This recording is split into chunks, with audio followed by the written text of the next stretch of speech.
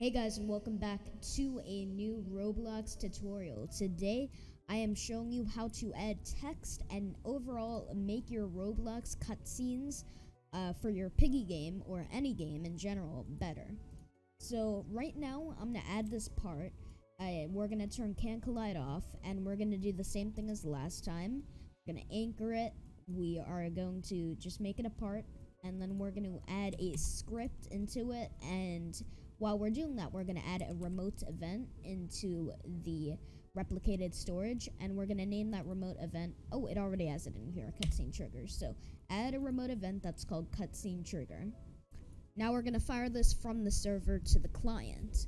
So type this script.parent.touched::connect function.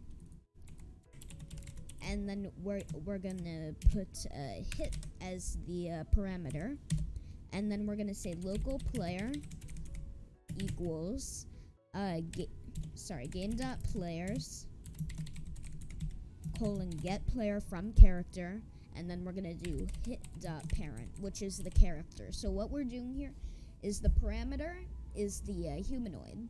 So hit is the humanoid, and we are getting the player with the function, which is game.players, and then we're getting the player from the character, and we're defining the character as the humanoid's parent, which it is. The humanoid's parent is the character, and then we're getting the player from the character, and that's going to be the player.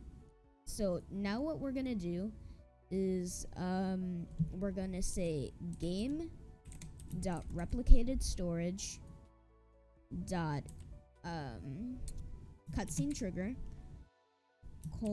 :fire client, and then we're gonna put player, because we don't want fire client has to have a parameter of which player's client to fire, and that's gonna be the player that touched it, which we just got from this variable right here.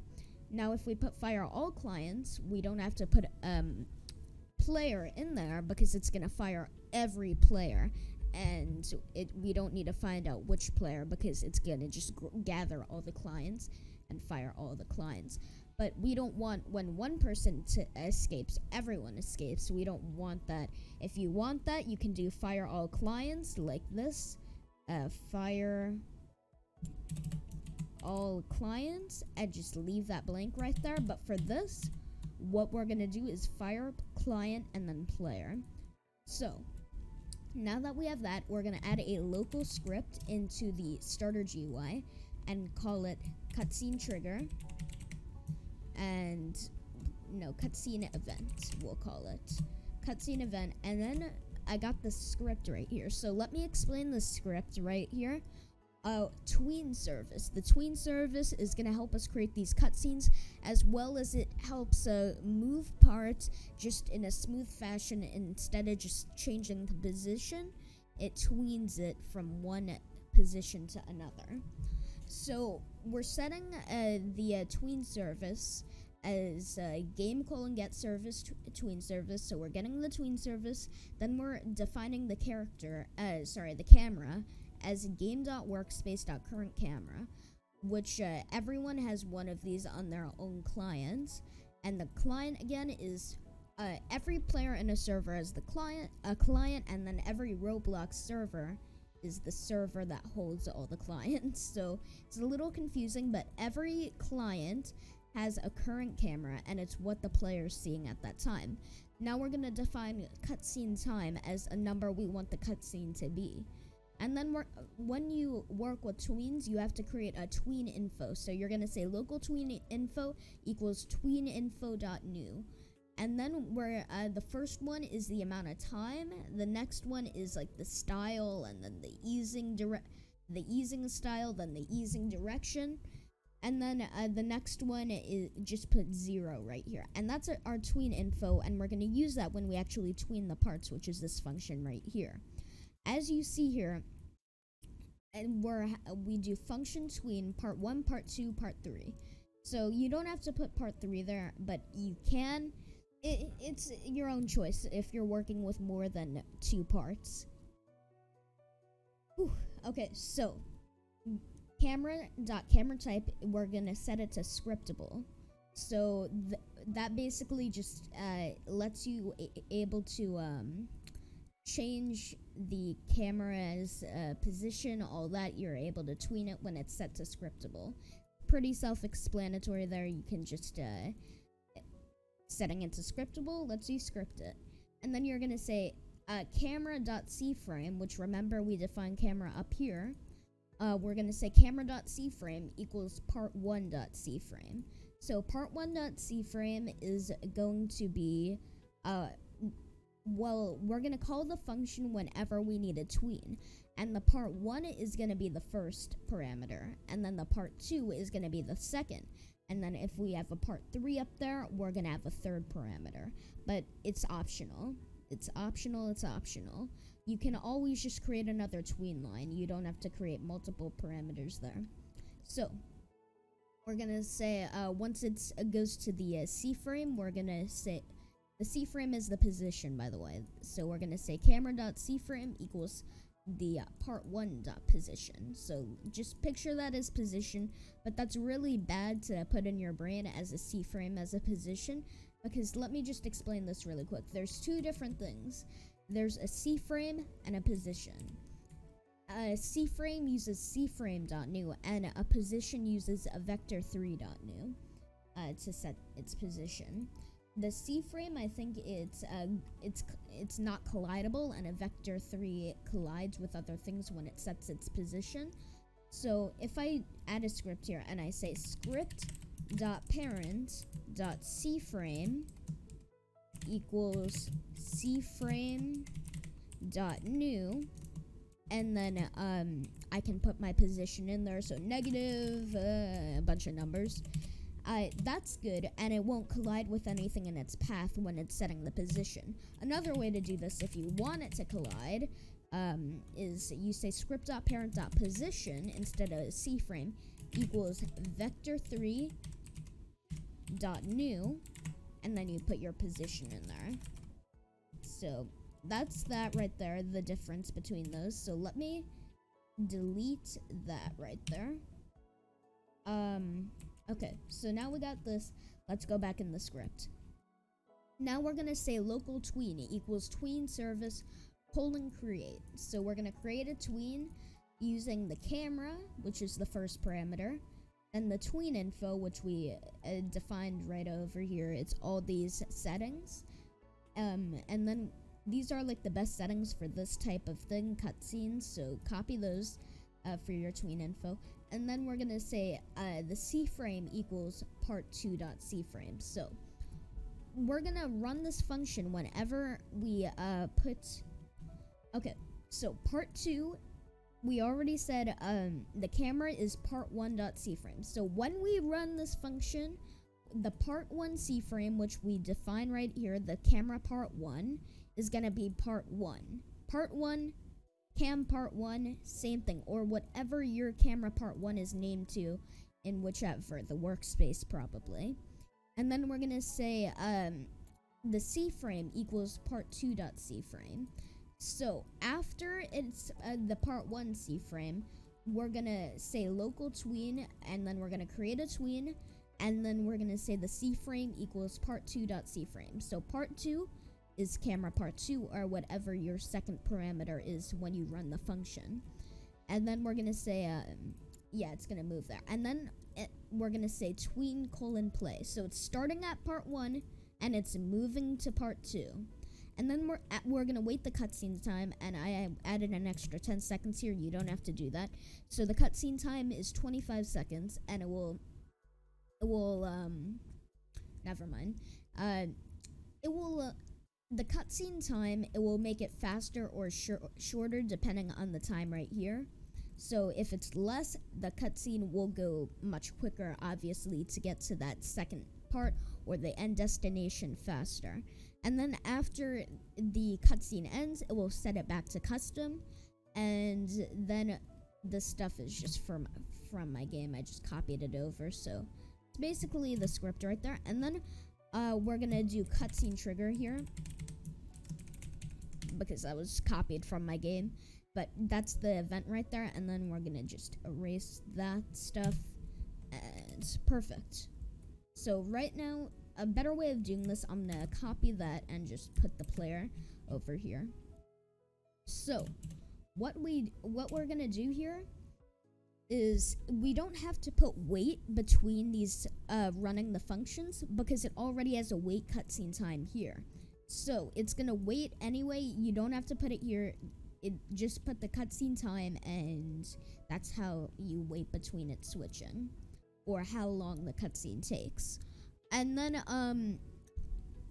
we have tween camera part 1 to camera part 2, which is part 1 to part 2, and it already has all this in the function. So all you have to do anytime you want to create a cutscene is put tween, which is going to run our function right here, and the 2 parameters to define part 1, part 2, part 3, and on.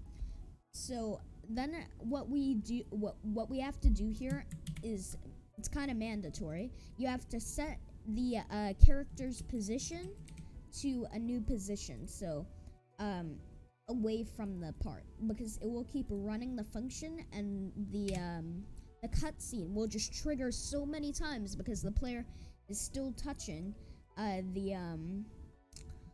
the part. It will just glitch out and your whole game will bug. So the way we set the position is we do player.character.humanoidRootPart.cFrame. Why cFrame is better here is because we don't want the humanoid root part, which is what holds the whole player's body together, to to collide with anything on its path. So it's basically when you have admin commands and you just do no clip, cFrame doesn't collide with anything, and you're setting the position to any position away from that object. And then this is just some music, and then we're gonna keep this line right here. Bunny Talks is just a GUI name from my game, and I'm gonna remove this music line here. So we're gonna get I'll get some music later to show you how to implement that into the cutscene. But right now, we're going to add some text, because I think that's what you guys were waiting for this whole video. That's the code explained. But now what we're going to do is we're going to add a screen GUI into the starter GUI. And then we're going to add a text label. And then we're going to click the text label, set the background transparency to 1. Go to the position and set this number to 5. Okay, sorry, not 5. 50, maybe? Nope. Okay, 500? Yeah, I'm pretty sure it's 500. Okay, that's good. 500. It doesn't look like it's good, but you'll see in a second. That's like halfway. Yeah, that's like halfway. We can just move it here. Yeah, that's good. Actually, no, more like here, because we want the text on the bottom. And then we're gonna just scale that out there and just scale that down there. And then let's get our menus back, because we are going to need those. So, let me get my output back too. So now that we have that scaled in the correct position, what we're gonna do is we're gonna scale the text. We're gonna delete the text. Well, not the whole text label. We're gonna just delete the example text in there, and then we're gonna set the font to whatever font you want. But for this, I like Gotham Bold. It is a really nice font. And then what I'm gonna set the text color to is really anything, because we're gonna change it in the script. So I'm gonna set this to talk example. So talk example is gonna be the name. Why can't I type example? Yeah, there we go. That's going to be the name of the GUI. So we need to get the camera parts too. So what we're going to do is, this is a more of an advanced tutorial, because what we're going to do is some cool stuff. So here we go. I'm going to get a part, and I'm going to find out where the players are being teleported to. So let me set... Okay, that's not going to work. Let me just set a new position. So the player is going to be right here, and then the cutscene event. Okay, I'm gonna just copy the parts. Yeah, okay, that's the correct part. It's position, and I'm gonna replace it right here. And boom. And that actually should be above here. And perfect. So we're gonna tweak cam part 1 to cam part 2. We gotta create these camera parts. So the player's gonna spawn here, or they're gonna teleport here. Let's make that can collidable false. And then what we're gonna do is create some camera parts. So I actually need this visible right now. So what we're gonna do is we're gonna duplicate this part. And what we gotta do is find the front surface. So we're gonna go to surface, and then we're gonna click on front surface, and this is where the camera is gonna be pointing. So I'm gonna name this cam part 1, part 1, and then I'm gonna anchor it and can collide false. Okay, perfect. And then what I'm gonna do is, since we know the player is gonna be spawned at the bottom part, we're gonna set the camera in a way that it's facing it. Okay, that looks decent. And then we're gonna like tilt it a little bit back, and then we're gonna see that front surface. Okay, it is pointing, and then perfect. So now we got a cam part 1, and we're gonna duplicate that, and we're going to twist that around right there. And then what we're gonna do is I'm gonna get a model, specifically maybe like bunny. So let's grab a bunny model right now. And then we're gonna put her at another position. So let's put her right here. And to move bunny, all you have to do is grab her humanoid, or if you don't want her to have her walking animation, just do the model and then move to vector3.new. I'll show it in a second with the player. Yeah, if you want to move her, it's pretty simple. And then we're gonna have this is cam part 1. We're gonna name it a cam part 2. And then we have a fade GUI, which is a pretty cool GUI, and we're gonna use it at the end of our cutscene to just teleport the not teleport the player, just get a nice clean end cutscene. So we're gonna put that right there, and now we got our 2 camera parts. We're gonna make them invisible, and perfect. So now what we're gonna do is we're gonna do we're gonna name this teleport part, just so we know what part it is, and we're going to go into the script right over here, and we're going to go here. Where it says we're gonna teleport there. Okay, perfect. And then we're gonna do cam part 1 to cam part 2. Instead of that, we're gonna do cam part 1 to cam part 1. So that's gonna be like that. And then we're gonna instead, I'm gonna override this. I'm not gonna use the wait cutscene time. I'm gonna put in my own time right here, and I'm gonna do. Actually, I'm gonna just remove this part right here, and then I'm gonna put it right there, so I can change it multiple times. And then I'm gonna say, wait 10 seconds maybe, and then we got our GUI here, so talk example, and then right here when I put that, I'm gonna say parent dot talk example dot text label dot text equals and then whatever you want to put it. So I have this really cool thing, and I'm gonna show it to you guys in a second. It kind of adds a typewriter effect into your game, so I'm gonna add that in a second. So here we go. Okay, I'm back. So what you need to do now, you don't need to do this, you can of course just set the text, but what I'm gonna do here is I got this line of code here. I'm gonna go over it in a second, but we're gonna create a new function, and it's called typewrite. You can copy that code right there, but basically what it does is it just creates a typewriting effect. So local text equals script.parent. I'm gonna say dot talk example dot text label.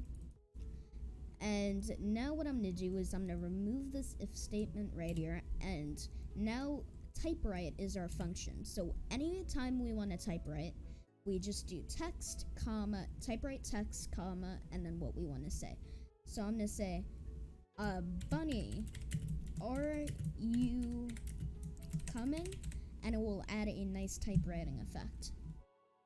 So what we want to do now is we can always use this function to do that, but we want to change the text color. Now, I ran into some difficulty. I know this is pretty easy than all our other code before, but what we want to do is, it's a little difficult. What you want to do is type text dot text color 3 equals text color 3 equals text color 3 equals text color 3 dot new. I thought that's what it was. Text color 3 equals color 3. Yeah, okay, sorry, it's color 3, not text color 3 dot new.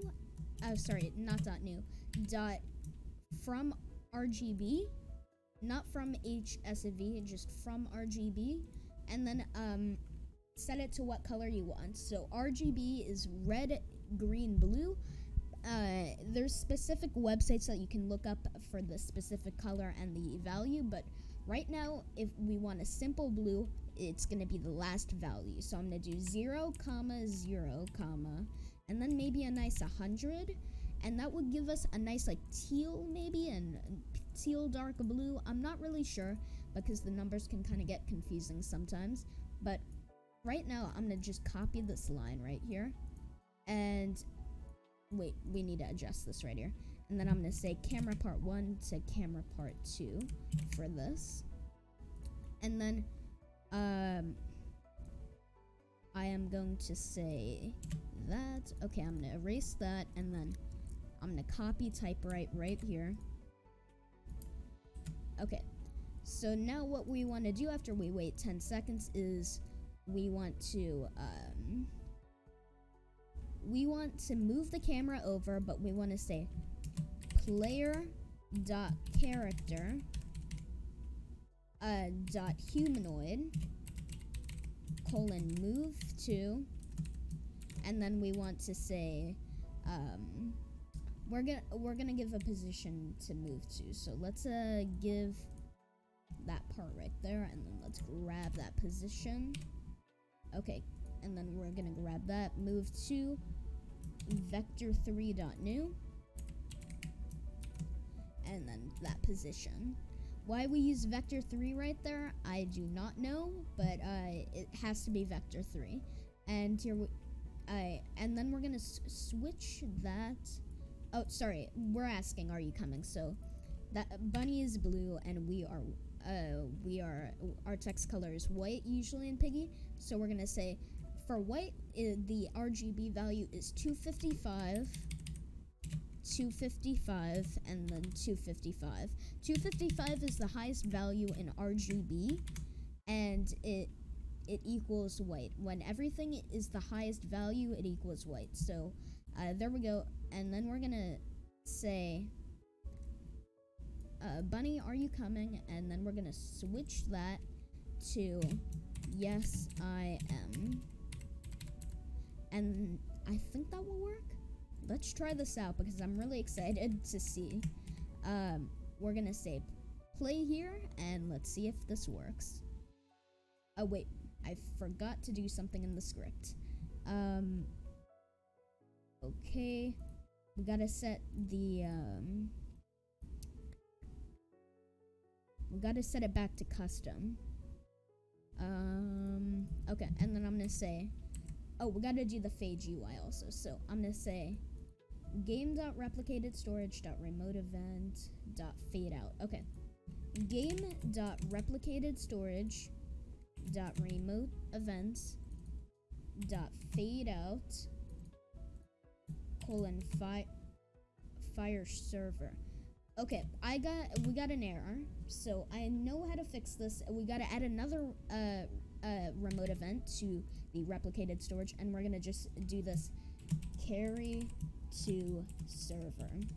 So this is always not the best thing to do, but we're gonna say game.replicatedStorage.carry to server :fire server, and then we can give player right there. And that will work. And then what we want to do in the starter character scripts, I think starter character scripts or starter player scripts. Okay, so in the starter character scripts, we're going to add a script, and we're going to say game.replicatedStorage.carry to server .onServer event :connect function. Okay, and then what we're gonna do right here is we're gonna get the player. So the player is script. Okay, local player equals game.players :get player from character. And this time we're not using a touched object, so I'm gonna teach you how to do this. Get player from character, and then we're gonna say script.parent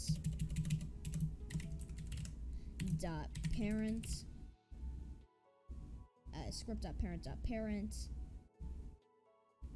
I think that's it. And then maybe .parent. It's either that or or one less parent. So we're gonna test that out, and then we're gonna say game.replicatedStorage.remote events .fade out, and you guys just add an extra remote event there, fade out :fire client and then player. So let's play here, and I'll show you guys the script in the Fade UI in a second. Oh, sorry, there is another script enabled that I have to disable right here, and then camera handler disabled. Okay, that should work now. Okay, let's go here and let's load in. Okay, let's touch this now. Okay, here we go. And anytime now. We're waiting 10 seconds. It doesn't look like the text is appearing. Okay, we walk towards. Okay. Oh, here we go. Okay, the map just loaded in, but that won't happen in yours. Okay, so here we go. The camera is moving. Why is the text not appearing? Let me see, once the cutscene ends. Okay, so there's a few errors that we have to fix. And then talk example, that's enabled. That looks like it's visible, yes. And then we're gonna say, why is that typewrite local text equals script.parent.talk example .text label, and then okay. I don't know why that's not working. Do we? That's weird why that's not working. Let me try to fix these things and I'll be right back.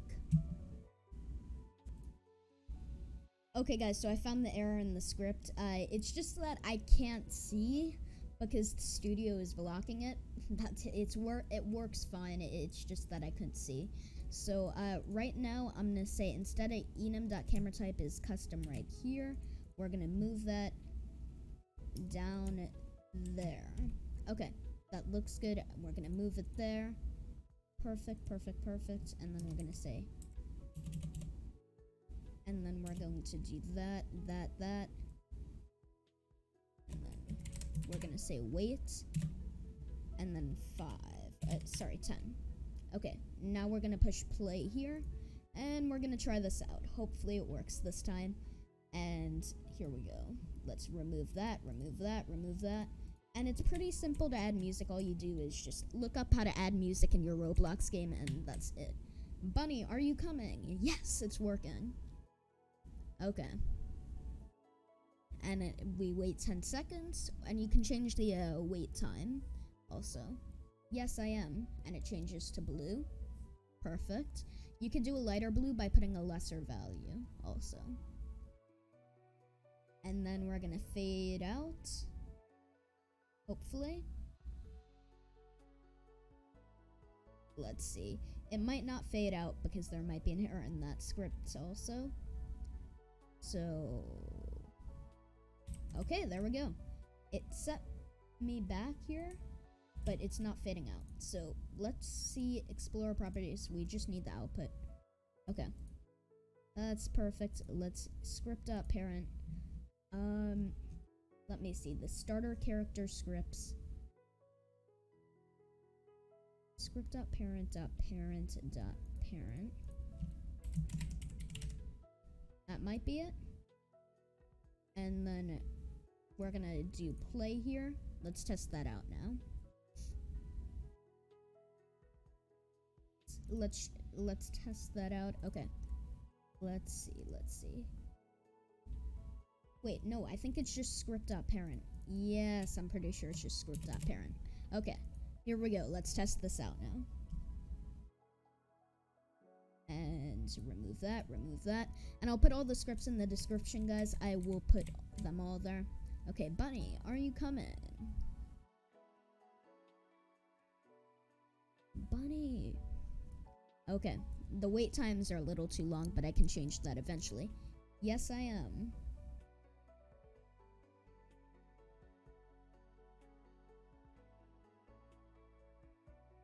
Okay. Perfect. And then we're gonna end the cutscene. Okay. Perfect. And why doesn't it fade out? Let's see. Cyber. Let's see what the error in the script is. Script.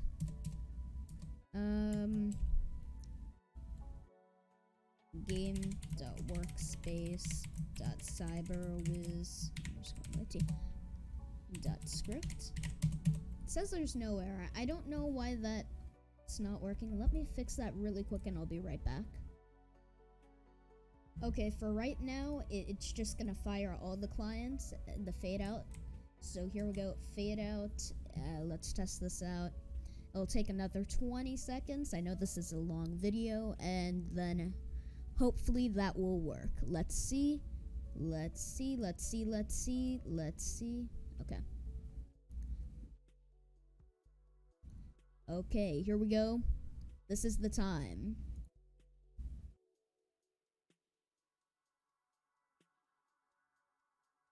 Is the text not working? Did I miss something? I was in OBS. I didn't adjust anything with the text, so it should work. I don't know why it's not fading out, but I'll fix that, and you'll see the script in the description. Anyways, like and subscribe. I'll see you guys in the next one. Peace.